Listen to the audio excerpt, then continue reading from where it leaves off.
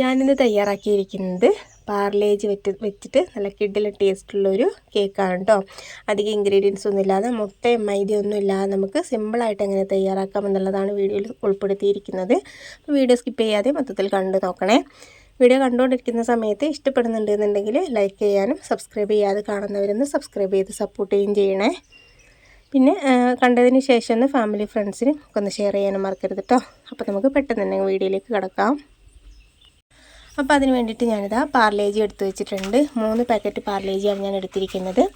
അപ്പോൾ ഈ ഒരു പാർലേജി സാധാരണ 10 രൂപേൻ്റെ 2 പാക്കറ്റ് എടുത്താലും മതിയാവും കേട്ടോ. ഈ ഒരു പാക്കറ്റിൽ 12 എണ്ണം വെച്ചിട്ട് ഉണ്ടായിരുന്നു കേട്ടോ. അപ്പോൾ അത് മൊത്തത്തിൽ ഞാൻ പാത്രത്തിലേക്ക് പൊട്ടിച്ച് വെച്ചിട്ടുണ്ട്. ഇനി മിക്സിയുടെ ജാറിലേക്ക് നമുക്ക് പൊട്ടിച്ചിട്ട് കൊടുക്കുന്നുണ്ട്. നല്ല രീതിയിലൊന്ന് പൊടിച്ചെടുക്കാൻ വേണ്ടിയിട്ടാണ്. അപ്പോൾ അങ്ങനെ പൊട്ടിച്ചെടുക്കുന്ന സമയത്ത് നല്ല രീതിയിലൊന്ന് പൊടിഞ്ഞ് കിട്ടുമല്ലോ. അപ്പോൾ അതിന് വേണ്ടിയിട്ടാണത്. അപ്പോൾ ഇതാ നല്ല രീതിയിലൊന്ന് പൊടിച്ചെടുത്തിട്ടുണ്ട്. ഇതുപോലെ ഫൈനായിട്ട് പൊടിച്ചെടുത്തിട്ടുണ്ട്. എന്നാലും നമുക്കിതിൽ ചെറിയൊരു കട്ടകളും കരടുകളൊക്കെ ഉണ്ടാവും. അപ്പോൾ അതിന് വേണ്ടിയിട്ടൊന്ന് അരിച്ചെടുക്കാം. അപ്പോൾ നല്ല രീതിയിലൊന്ന് അരിച്ചെടുക്കുന്നുണ്ട്. ഇനി അരിച്ചെടുത്തതിനേക്ക് നമുക്കിനി പഞ്ചസാരയാണ് ആവശ്യമുള്ളത് കേട്ടോ. അത് മൊത്തത്തിൽ നമ്മളിതാ അരിച്ച് വെക്കുന്നുണ്ട്. ഇനി ഇതിലേക്ക് മധുരത്തിന് ആവശ്യമുള്ള പഞ്ചസാര ഞാൻ മിക്സിയുടെ ജാറിലേക്ക് ഇട്ട് കൊടുക്കുന്നുണ്ട്. ഒരു 3 ടേബിൾ സ്പൂൺ പഞ്ചസാര ഞാൻ ഇട്ട് കൊടുത്തിട്ടുണ്ട്.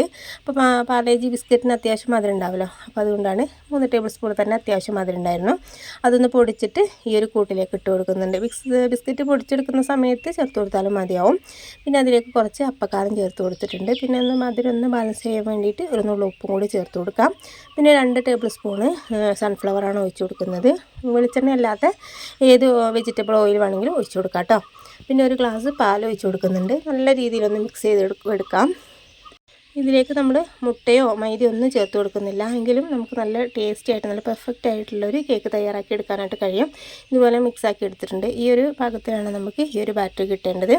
അപ്പോൾ അതിന് മുമ്പായിട്ട് നമ്മൾ കേക്ക് ഏത് പാത്രത്തിലാണോ ബേക്ക് ചെയ്തെടുക്കുന്നത് ആ ഒരു പാത്രം ആദ്യം തന്നെ സെറ്റ് ചെയ്ത് വെക്കണം കേട്ടോ. എന്നിട്ടാണ് നമ്മൾ ബാക്കിയുള്ള ബാറ്ററികൾ തയ്യാറാക്കി എടുക്കേണ്ടത്. അപ്പോൾ ഞാനത് ആദ്യം തന്നെ തയ്യാറാക്കി എടുത്തിട്ടുണ്ടായിരുന്നു.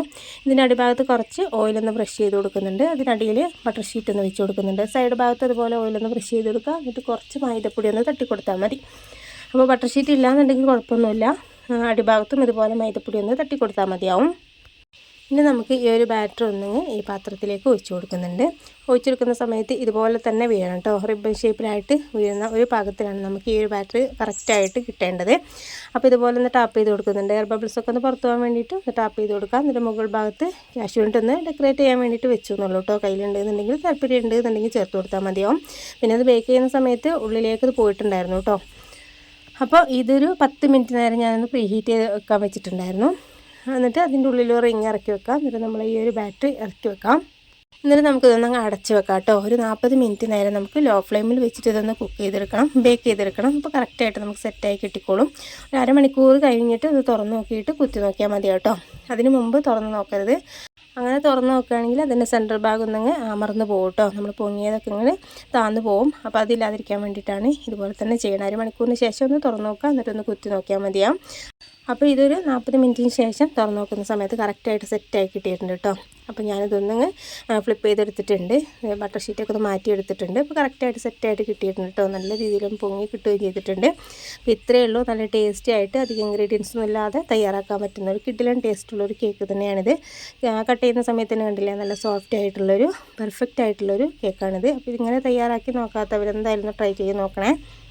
ട്രൈ ചെയ്ത് നോക്കുന്ന സമയത്ത് ഒന്ന് ഫീഡ്ബാക്ക് അറിയിക്കാനും മറക്കരുത് കേട്ടോ. അപ്പോൾ ഇതിനേക്കാളും നല്ല കിഡിലൻ വീഡിയോയുമായിട്ട് നമുക്ക് വീണ്ടും കാണാം. Okay, thank